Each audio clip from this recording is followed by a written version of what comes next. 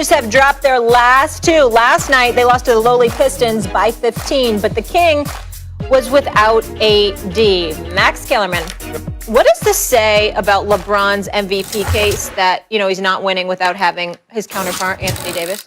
Not talking about who's going to wind up winning the MVP. I'm talking about right now. This shows what I mean about Embiid. Okay. Embiid, at this moment, if I had to choose an MVP, I'm giving it to Joel Embiid. Look what just happened to the Lakers. And I know they're on a road trip, and everyone loses on the road eventually and all that.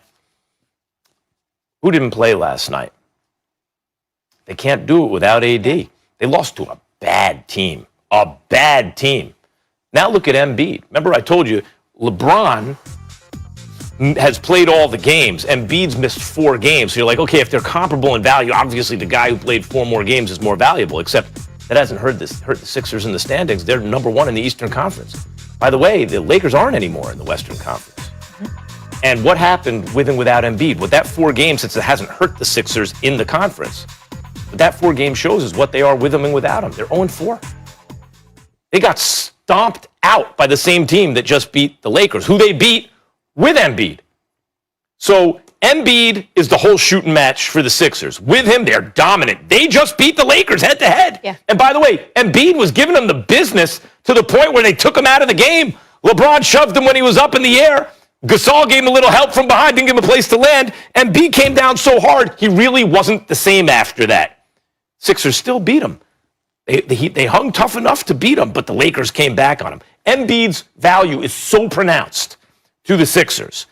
LeBron is great. There's no question. He's up there. But he didn't have AD, and they lost to one of the worst teams in basketball. If you're splitting hairs here. But right now, Embiid's the MVP of the league.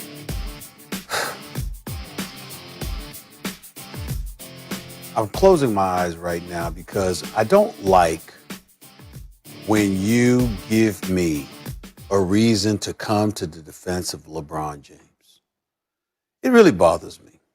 You see, I'm one of those people that believe that LeBron James, listen, I think LeBron James gets enough praise. That's why I have to put up the ticker. Great husband, great father. Put it up? I think we should put it up. Great father, great husband, great businessman, very philanthropic. The dude, he's unbelievable, okay?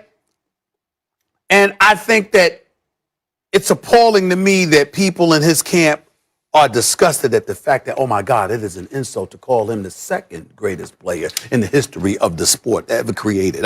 My God, to call him number 2. You just stabbing him in the heart. Oh my God, what an insult. You know what I'm saying? Never mind what you're saying about Jordan if you call LeBron number 1. Right, yeah. You know what I'm saying? But in this case, there it is. This is the concept. This is a great husband, great father, a generous philanthropist. This is a director, a producer. The guy's phenomenal. Just put it all up there. Let's make sure we get that out the way. But in this particular situation, Hollywood power broker. That's right, Hollywood power broker. Put that. Hilarious. It's all there. It's all there. It's all there. The resume is impeccable. Okay, but let me tell you something. In this particular instance, this is what LeBron is just. This should disgust him, Mac. Your take. Here's why. Because we got a headline there, and we're talking about LeBron James in question, the MVP, and all. It's one game, and guess what? It's Detroit. You're sitting up there. Those are a bad team. Max. That's what happens. Do you know the worst team in NBA history actually won 9 games? Do you realize that? Worst team in history actually won 9 games. It's Philadelphia 76ers many years ago. What I'm saying to you is this: it happens. And Anthony Davis doesn't play last night. At least 10 dudes played 13 minutes. You go in there against a weak team. You take it for granted. You take a night off. It's the regular season. If this were a season that started on time, this would be December. We care. This would be approaching New Year's Eve. That's what this would be right now if the season had started as regularly scheduled. All I'm saying is, listen, LeBron has graduated to a point where it is so grotesquely unfair to look at him in an early regular season game and measure him in any way. This brother is about, April, May, and June, literally or figuratively speaking, the postseason. That's what he gets measured by. To me, what's alarming, if I'm Anthony Davis, here's what I would say to Anthony Davis, my brother. You're finally being recognized with the greatness that you deserve as one of the top 5 players on the planet. If LeBron James at age 36, in his 18th season, is playing more games and more minutes than you, we got a problem. That should not be happening, because what LeBron is doing and what I believe he should be teaching Anthony Davis is that it's one thing when you're a star or a superstar quality talent. It's another thing when you're the headline. See, I love for Kobe, God rest his soul. I love for MJ.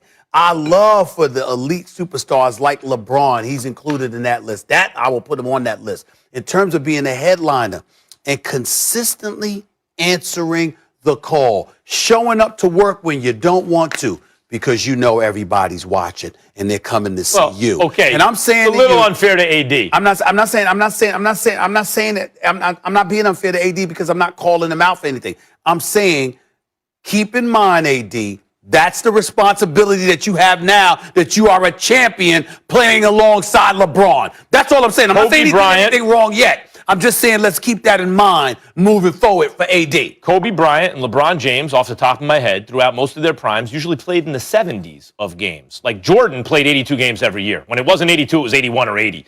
But most of the modern players play in the 70s. This was the second of back-to-back on a road trip. That's why I'm not killing LeBron, of course. And Stephen A., we're not talking about who's the best player in the game. We're not talking about the championship or who's eventually going to win the MVP. I've been making the case. I'm just MVP tracker, regular season, which I don't even like that award. I don't think it's that meaningful, but people care about it. MVP tracker, regular season, at this moment, if you had to vote, Embiid.